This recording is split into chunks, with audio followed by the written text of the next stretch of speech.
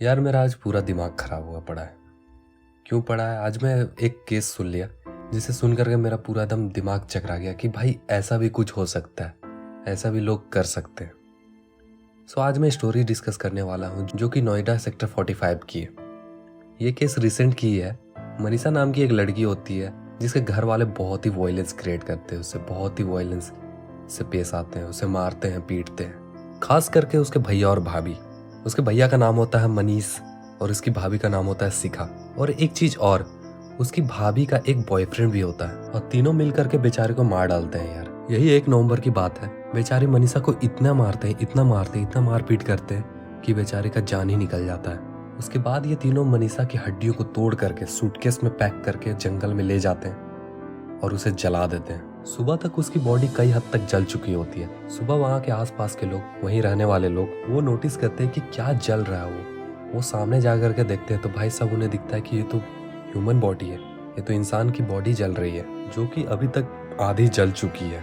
इसके बाद वो लोग पुलिस को इन्फॉर्म करते हैं। पुलिस वहाँ पहुँचती है, इन्वेस्टिगेट करती है। इन्वेस्टिगेशन के बाद सारी चीज़ों के बारे में उन्हें पता चलती है। वो मैं सारी चीज़ें आगे बताऊंगा। हे गाइस, मेरा नाम है पार्थ। इस वीडियो को मैंने पूरी रॉ रखने की कोशिश की है। इसमें ज़्यादा इफेक्ट्स वगैरह नहीं डाले हैं, रॉ रखा है इस चीज़ को, तो आप काम चला लीजिएगा। एक्चुअली होता है क्या है कि मनीषा जो है वो बहुत ही होनहार लड़की होती है। वो बहुत जल्दी जॉब करना शुरू कर देती है ताकि वो अपने खर्चे खुद उठा सके। अपने एजुकेशन के, अपने पर्सनल खर्चे हो गए, बहुत सारे खर्चे हो गए, वो खुद उठा सके। यार इसके पीछे एक रीज़न होती है। जब वो 6th स्टैंडर्ड में थी तो उसके पापा गुजर जाते हैं। उसके बाद आपको पता है कि कोई लड़की या फिर कोई बेटी अपने पापा से कितना कनेक्ट रहती है। उसके पापा के देहांत के बाद कुछ चीजें ठीक नहीं चल रही होती है, वो सारी चीजें बदल जाती है, पहले जैसे कुछ नहीं रहती। उसके भैया भाभी हमेशा टॉर्चर करना शुरू कर देते हैं, उसे हमेशा परेशान करना शुरू कर देते हैं। होता यह है कि मनीषा के पापा के पास बहुत ही अच्छी खासी प्रॉपर्टी होती है, लगभग 4-5 करोड़ की उसके पास प्रॉपर्टी होती है। होता यह है कि उसके पापा के देहांत के बाद उसके पापा दोनों को आधा आधा प्रॉपर्टी बांट देते हैं। बट उसकी माँ बिल्कुल ये सब नहीं चाहती, क्योंकि उसकी माँ को पता होता है कि ये तो वैसे भी शादी करके जाने ही वाली है, तो इसे प्रॉपर्टी क्यों मिले आधा। तो वो चाहती थी कि उसके बेटे को हमेशा के लिए हमेशा पूरी प्रॉपर्टी मिल जाए। बट उसके पापा ऐसा बिल्कुल नहीं चाहते थे। समय के साथ और भी हालात बिगड़ते जाते हैं। मनीषा अपने भैया को बोलती है कि वो लड़का भाभी का जो बॉयफ्रेंड है वो हमेशा घर में आना जाना कर रहा है, तो उसको प्लीज रोकिए।